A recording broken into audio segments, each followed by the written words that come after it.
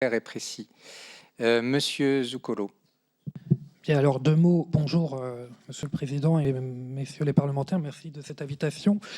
Tout d'abord, très rapidement, quelques mots sur notre association. Donc, Wild Farm, Protection mondiale des animaux de ferme, a été fondée en 1994. Elle compte 40 000 membres et donateurs, dont 25 000 actifs. La mission est reconnue d'utilité publique. On a 23 salariés qui ont une certaine expertise, notamment dans l'éthologie. Donc, les grandes missions de l'association sont œuvrer pour obtenir de nouvelles réglementations pour le bien-être des animaux d'élevage, mais aussi, et c'est ce qui nous réunit aujourd'hui, quand les réglementations existent, œuvrer pour que ces réglementations soient bien appliquées. Alors, une des actions qui illustre ce type d'action de notre association, c'est le travail qu'on fait sur le transport des animaux. Par exemple, on a édité cette brochure qui présente la réglementation protégeant les animaux en cours de transport, qui a été distribuée à toutes les gendarmeries nationales, les gendarmeries par la gendarmerie nationale, et on forme aussi régulièrement les gendarmes dans les escadrons départementaux de sécurité routière à la réglementation protégeant les animaux en cours de transport. Voilà, on œuvre également pour valoriser les bonnes pratiques, les initiatives des éleveurs, de l'industrie agroalimentaire, de la distribution, qui visent à une meilleure protection des animaux d'élevage. On travaille aussi au plan éducatif auprès des plus jeunes, mais aussi, par exemple, des ingénieurs agronomes. Et enfin, on a une ferme de 44 hectares dans la Meuse, qui est une ferme éducative, en quelque sorte. Voilà, alors pour rentrer dans le vif du sujet, nous, par rapport aux vidéos de L214, ce qu'on a constaté, c'est qu'elles mettaient en évidence des problématiques qui étaient d'ordre différent, qui étaient de 4 ordres. En premier lieu, une problématique liée aux aménagements qui sont inappropriés parfois pour la conduite des animaux. En second lieu, des dysfonctionnements par rapport au matériel utilisé pour la mise à mort des animaux. Des problèmes liés au comportement de certains employés et à leur gestuelle ou au non-respect par ces employés de la réglementation. Et des défaillances par rapport au processus de contrôle de la réglementation.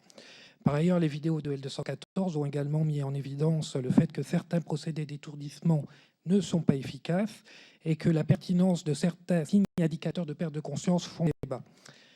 Alors, nous, notre point de vue, c'est que quand on s'intéresse au bien-être de l'animal en abattoir, il faut partir du point de vue de l'animal.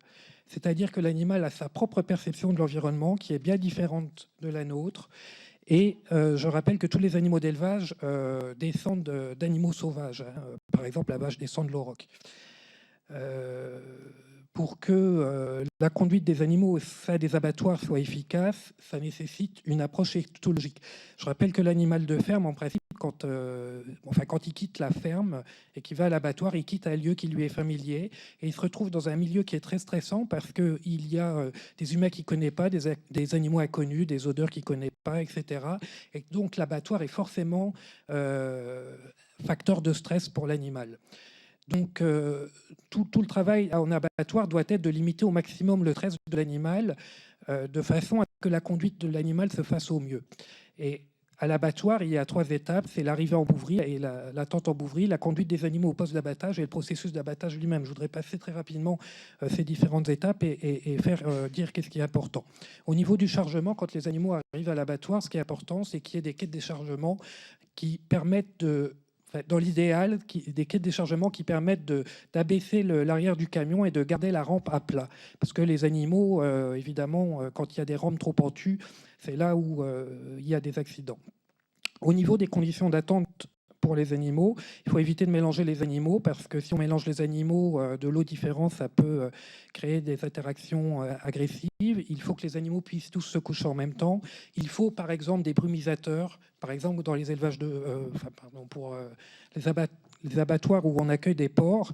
Je rappelle que le porc ne transpire pas, qu'il a du mal à réguler sa température et donc les brumisateurs peuvent lui permettre de réguler leur température et d'éviter les coups de chaleur. Et puis, au niveau de la manipulation, il faut éviter au maximum les contacts directs avec l'animal. Parce que, déjà, que ce soit sur les marchés aux bestiaux, dans les abattoirs, tous les lieux où on accueille des animaux, quand un opérateur est en contact direct avec l'animal et qu'il a peur de l'animal, qu'il ne se sent pas en sécurité, il va être plus violent. Il peut être susceptible d'être un petit peu violent avec l'animal en donnant des coups pour se protéger, etc. Donc, par exemple, j'en arrive au couloir d'amener des animaux, il peut être intéressant d'avoir des couloirs séparés où les animaux circulent et juste à côté des couloirs où les opérateurs peuvent circuler, sans contact direct avec l'animal. Alors, à l'abattoir, l'animal, il a 3 sens qui met particulièrement en éveil. C'est l'ouïe, l'odorat et la vue. Par rapport à l'ouïe, il faut éviter les sons aigus, tels que les claquements de barrière. On peut éviter les claquements de barrière qui font du bruit simplement en mettant des morceaux de caoutchouc. Il faut éviter de crier. L'autre sens qu'il utilise, c'est l'odorat. Les animaux, quand ils sont stressés, ils dégagent des phéromones qui peuvent stresser les autres animaux. Il y a en France un organisme qui s'appelle l'IRCA, l'Institut de recherche en sémiologie et en éthologie appliquée, qui commercialise des phéromones apaisantes. Donc je les ai appelés hier pour leur demander s'ils avaient déjà utilisé des phéromones apaisantes dans les abattoirs. Ils m'ont dit que non, ils les utilisent régulièrement dans les élevages, dans les transports. Mais voilà, c'est une piste, c'est en tout cas une piste à explorer. Et puis il y a la vue. Alors, les animaux... quand ils sont dans des couloirs, l'idéal, c'est que les couloirs soient incurvés, parce qu'un animal ne va jamais vers une impasse. Hein, donc, quand les couloirs sont incurvés, il ne voit pas qu'il y a une impasse, il suit l'animal qui est devant lui. Et de même, les animaux n'aiment pas les angles droits. Il y a une autre solution qui peut faciliter la manipulation des animaux, c'est le fait d'éclairer le poste d'abattage, parce que les animaux, comme les hommes, vont toujours vers l'endroit le plus éclairé. Par rapport au poste d'étourdissement, ce qui nous semble important, c'est la contention. On l'a vu avec les veaux, je crois que c'était dans le dernier abattoir où on a filmé, si j'ai bon souvenir, où L214 a filmé, il n'y avait pas de mentonnière qui était en place, ce qui moi me choque, parce qu'on voyait bien la difficulté qu'avait l'abatteur à étourdir l'animal qui bougeait sa tête. La mentonnière sera obligatoire qu'à partir de 2019.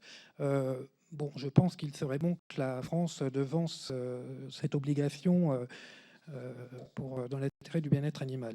Il arrive aussi que les appareils seraient des règles au niveau de la puissance électrique ou ce genre de choses. Le temps d'apposition de la passe doit être suffisant. La puissance du courant doit être adéquate. Il faut mettre aussi des indicateurs. J'ai visité un abattoir de lapins en Belgique récemment. Alors c'était très intéressant parce que vous savez, les lapins, l'opérateur les sortait des cages, il les électrocutait et il en prenait. Ça allait très très très vite. Et finalement, ce qu'avait fait le directeur de l'abattoir, c'est qu'il avait mis des lumières rouges et vertes qui indiquaient à l'opérateur quand est-ce qu'il pouvait retirer l'animal, parce qu'il avait eu un temps suffisant pour être étourdi avec le choc électrique. Voilà. Parce que les cadences peuvent nous faire perdre un peu la notion du temps quand elles sont très rapides. Alors, par rapport à l'étourdissement, quand il y a un doute, il doit toujours bénéficier aux animaux, et un second étourdissement doit être donné aux animaux après avoir vérifié évidemment les raisons de l'échec de cet étourdissement. Et je voudrais juste... Ok, je vais m'arrêter là alors. Juste signaler que je pense, dans les années 90, le matériel destiné à abattre et étourdir les animaux faisait l'objet d'un agrément délivré par le ministère de l'Agriculture. Cette mesure a été supprimée. Je trouve que c'est vraiment regrettable et il serait bon de la remettre en place. Alors, j'ai d'autres choses à vous dire, mais j'y reviendrai peut-être plus tard s'il faut être court.